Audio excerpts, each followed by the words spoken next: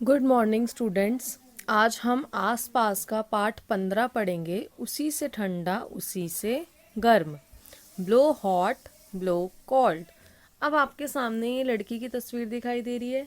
यह देखिए क्या कर रही है। इसके पास एक गर्म चाय है और वह इसे फूंक मारकर क्या कर रही है, इसे ठंडा कर रही है। तो आज हम यही चीज़ें जानेंगे कि जब हम फूंक मारते हैं कुछ चीज़ों पर तो वो ठंडी कैसे हो जाती है, और कुछ चीज़ों पर जब हम फूंक मारते हैं तो वह गर्म कैसे हो जाती हैं। तो आइए अब हम इस कहानी को पढ़ते हैं। उसी से ठंडा उसी से गर्म।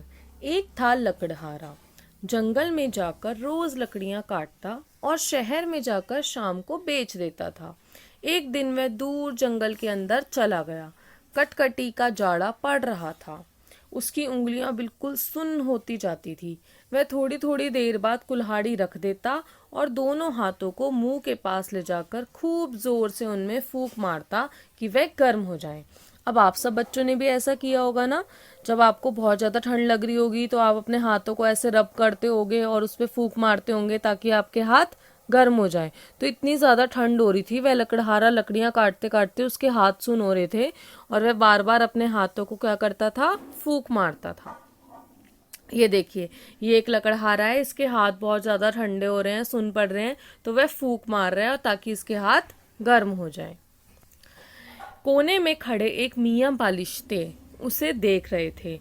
घूर घूर कर उन्होंने जब देखा कि वह बार बार हाथ में कुछ फूंकता है तो सोचने लगे कि ये बात क्या है। मगर कुछ समझ में ना आया तो वह अपनी जगह से उठे और कुछ दूर चलकर फिर लौट आए। ये देखिए, जो छोटे से हैं ये हैं मियाँ बालिश्ते। ये बार बार देख रहे हैं और हैरान हो रहे हैं कि ये जो लकड़हारा है बार बार अपने हाथों में क्या फूंक मार रहा है। और ना मालूम कहीं पूछने से ये आदमी बुरा ना माने। मगर फिर रहा न गया। आखिर वह ठुमक ठुमक कर लकड़हारे के पास गए और कहा, सलाम भाई, बुरा ना मानो तो एक बात पूछे। लकड़हारे को यह जरा सा आदमी देखकर ताज्जुब भी हुआ और हंसी भी आई। ये देखिए कितना छोटा सा है ना आदमी, और बहुत अजीब सा भी लग रहा था। तो लकड़हारे को बहुत हंसी आई। उसने अपनी हंसी को रोककर कहा, हाँ हाँ भाई, जरूर पूछें। बस यह पूछता हूँ कि तुम मुंह से हाथ पर फूंक सी क्यों मारते हो। वे उससे यह पूछ रहे थे कि तुम फूंक क्यों मार रहे हो। देखिए, बार बार ये फिर से देखता है मियाँ बालिश्ते कि ये फूंक क्यों मार रहा है। लकड़हारे ने जवाब दिया, सर्दी बहुत है, हाथ ठिठुर जाते हैं, मैं मुंह से फूंक मारकर उन्हें जरा गरमा लेता हूँ, फिर ठिठुरने लगते हैं, फिर फूंक लेता हूँ।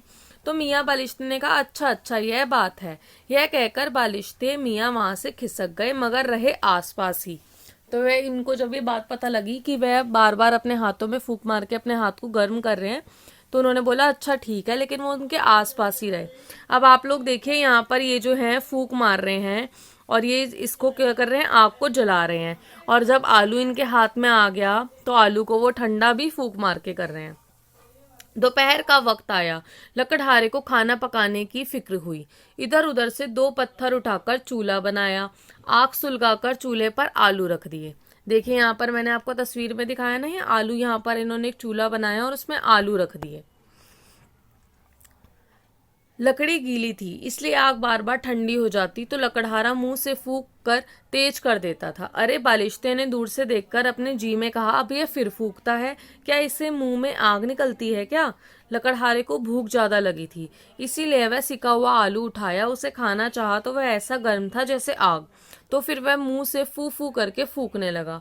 अरे, बालिश्ते ने फिर जी में कहा, यह फिर फूकता है, अब क्या इस आलू को फूक कर जलाएगा। थोड़ी देर फू फू करके लकड़हारे ने उसे अपने मुंह में रख लिया और गप गप कर कर खाने लगा। अब तो इस बालिश्ते की हैरानी का हाल ना पूछो। ये देखिए, यहाँ पर इसने क्या करा, ऐसे लकड़ियों को जलाया इस लकड़हारे ने और वह अपने हाथों में उसको लेकर फूकने लगा। फिर रहा न गया और ठुमक ठुमक कर फिर लकड़हारे के पास आया और कहा, सलाम भाई, बुरा ना मानो तो एक बात पूछूं। लकड़हारे ने कहा, बुरा क्यों मानूंगा, पूछो। बालिश्ते ने कहा, तुमने सुबह मुझसे कहा था कि मुंह से फूंक कर अपने हाथों को गरमाता हूँ। अब इस आलू को क्यों फूकते हो, यह तो खुद गर्म था और इसे और गरमाने से क्या फायदा। नहीं मियाँ टिटलू, यह आलू बहुत गर्म है, मैं इसे मुंह से फूक फूक कर ठंडा कर रहा हूँ। तो वह बहुत हैरान हो जाता है कि पहले जब इसने फूक मारी तो वो उसे गर्म कर रहा था अपने हाथों को, अब फूक मार रहा है तो वो ठंडा कैसे हो जाएगा। बात तो कुछ ऐसी ना थी, मगर यह सुनकर मियाँ बालिश्ते का मुंह पीला पड़ गया। डर के मारे कपकपाने लगे, उनके पैर पीछे हटते जाते थे। लकड़हारा भला मानस था, उसने आखिर पूछा, क्यों मियाँ, क्या हुआ, क्या जाड़ा बहुत लग रहा है? मगर मियाँ बालिश्ते थे कि बराबर पीछे ही हटते चले गए, और जब काफी दूर हो गए तो बोले, अरे यह ना जाने क्या भला है, कोई भूत है या जिन, उसी से ठंडा उसी से गर्म। इसका मतलब अपने मुंह से ही किसी चीज को ठंडा कर रहा है और अपने मुंह से ही किसी चीज को गरम कर रहे हैं। हमारी अकल में यह बात नहीं आती। सच है, ये बात बालिश्ते की नन्ही सी खोपड़ी में आने की भी नहीं थी। ये कहानी किसने लिखी है? डॉक्टर जाकिर हुसैन ने। तो आपको ये कहानी कैसी लगी? तो ये थी एक कहानी लकड़हारे की, जिसमें वह मियाँ बालिश्ते को समझाता है कि जब उसके हाथ गर्म होते हैं तो उनसे वो फूंकने लगता है। जब उसके हाथ बहुत ठंडे हो जाते हैं, सुन हो जाते हैं, तो हाथों में जो वो फूंक मारता है तो उसके हाथ गर्म हो जाते हैं। और उसी प्रकार अगर वो आलू में फूंक मारता है तो आलू ठंडे हो जाते हैं। We blow air to cool hot things. हम क्या करते हैं? फूंक मारते हैं। देखिए लड़की के हाथ में चाय है, जब इसे फूंक मारती है तो ये ठंडी हो जाती है। We blow air to warm cold things. अगर मान लिया अगर आपके हाथ ठंडे हैं, आप फूंक मारते हैं, सभी बच्चे मेरे साथ ये करेंगे, आप अपने हाथों को रब करिए, उससे फूंक मारिए। देखिए आप ठंड का मौसम है, आपके हाथ क्या हो जाएंगे? गर्म हो जाएंगे। करके देखें। बालिश्ते ने जब यह देखा कि लकड़हारा आग सुलगाने के लिए और आलू ठंडा करने के लिए भी फूंक रहा है तो उसे बहुत हैरानी हुई। क्या तुमने भी कभी सर्दी में अपने हाथों पर फूंक मारी है? कैसा लगता है? सभी बच्चे अभी ये मेरे साथ करेंगे, अपने हाथों पे तेज की फूंक मारेंगे, आप बताएंगे वो आपको कैसा लग रहा है। अपने हाथों को मुंह के पास लाकर जोर से 2-3 बार फूंक मारो। मुंह से छोड़ी हुई फूंक की हवा आसपास की हवा के मुकाबले आपको कैसी लगेगी? अगर आप फूंक मारेंगे तो आपकी मुंह की हवा कैसी होगी? गर्म होगी। अगर हम हाथों को मुंह से थोड़ी दूरी पर रखो तब भी क्या मुंह से निकली हुई हवा गर्म लगेगी? अगर हम अपने हाथों को थोड़ी दूर रखेंगे तो उससे निकली हुई हवा गर्म नहीं होगी। सभी बच्चे अब यहाँ देखें, condensation of our breath on cold glass surface. Condensation में क्या है? The process of changing a gas into a liquid on cooling. अब आपने क्या देखा होगा, जब आपकी मम्मी कोई खाना पका रही होती हैं, बाद में उसे ढककर रख देती हैं, तो उसके ऊपर ऐसे कुछ बूंदे बूंदे सी आ जाती है ना, वेपर्स बोलते हैं इसको। ऐसे ही जब आप शीशे के ऊपर हवा करते हो तो वो भी आप ये सर्दियों में कर सकते हैं। आप शीशे के पास जाइए और वहां पर फूंक मारिए, वह धुंधला हो जाता है ना। देखिए बच्चा कैसे खेल रहा है, ये देखिए अगर बहुत ज़्यादा वो क्या होता है, जो वेपर्स होते हैं, अगर कोई भी ठंडा सरफेस है और हमारे मुंह की हवा गर्म है, तो जब हमारे मुंह की गर्म हवा उस ठंडे सरफेस पर पड़ती है तो वो क्या हो जाता है? वो भी उसकी वो धुंधला हो जाता है और उसके अंदर वेपर्स बन जाते हैं। अब सभी बच्चे देखेंगे, यहाँ पर आपको 2 चित्र दिखाई दे रहे हैं। ये लड़की है मिनी। मिनी ने चाय को फूंक मार मार कर जल्दी से ठंडा किया। तुम्हें क्या लगता है कि मिन्नी की चाय ज्यादा गर्म होगी या उसकी फूंक की हवा? आप लोग भी ऐसे सुबह करते होंगे ना, जब आपको मम्मी सुबह चाय देती हैं तो आपको बहुत गर्म लगती है तो आप उसे प्याली में डालकर फूंक मारते हैं जिससे वो ठंडी हो जाए। तो अब आप मुझे बताएं, मिन्नी की चाय ज्यादा गर्म होगी या उसकी फूंक की हवा? तो मिन्नी की चाय ज्यादा गर्म होगी। इसके बाद चित्र 2 है। ये एक लड़का है, ये है सोनू। सोनू की ठंड से जान निकल रही थी, इसलिए वह बार बार अपने हाथों पर फूंक मार रहा था। वो जो सोनू था वो क्या कर रहा था? बार बार अपने हाथों पर फूंक मार रहा था। अब सोचो और लिखो कि सोनू के हाथ ज्यादा ठंडे होंगे या उसकी फूंक की हवा? तो सोनू के हाथ ज्यादा ठंडे होंगे। ठीक है, उसकी फूंक की हवा तो ज्यादा ठंडी नहीं होगी, लेकिन सोनू के हाथ ज्यादा ठंडे होंगे। आइए अब हम आगे से पढ़ते हैं। क्या तुमने कभी देखा या सुना है कि लोग अलग अलग चीज़ों के इस्तेमाल से अलग अलग तरह का संगीत बजाते हैं, जैसे बांसुरी, ढोलक, बीन, मृदंग, गिटार आदि? क्या तुम आंख बंद करके इनकी आवाज़ें पहचान सकते हो? इन सभी चीज़ों के बारे में और बातें पता करो और चित्र भी इकट्ठे करो। अब मैं आपको कुछ चित्र दिखाती हूँ। ये सब इंस्ट्रूमेंट्स हैं जिसमें अगर हम फूंक मारते हैं तो उसकी हवा से ही बजते हैं। देखिए यहाँ पर बहुत सारे इंस्ट्रूमेंट आपको नज़र आ रहे हैं, जैसे कि ये बांसुरी है, ये सीटी है, ये तारपोलिन है, और ऐसे ही ये क्या है, माउथ ऑर्गन है। तो ऐसे बहुत सारे इंस्ट्रूमेंट्स हैं, आप भी गूगल पर सर्च कर कर देख सकते हैं। इन पे जब हम फूंक मारते हैं तो इनमें आवाज़ आती है। इसके बाद है कुछ प्रश्न उत्तर, आइए अब हम इनको करते हैं। क्या तुम ऐसी चीज़ों के नाम बता सकते हो जिनमें फूंक मारने से सुहावनी आवाज़ निकलती है? उनके नाम लिखो।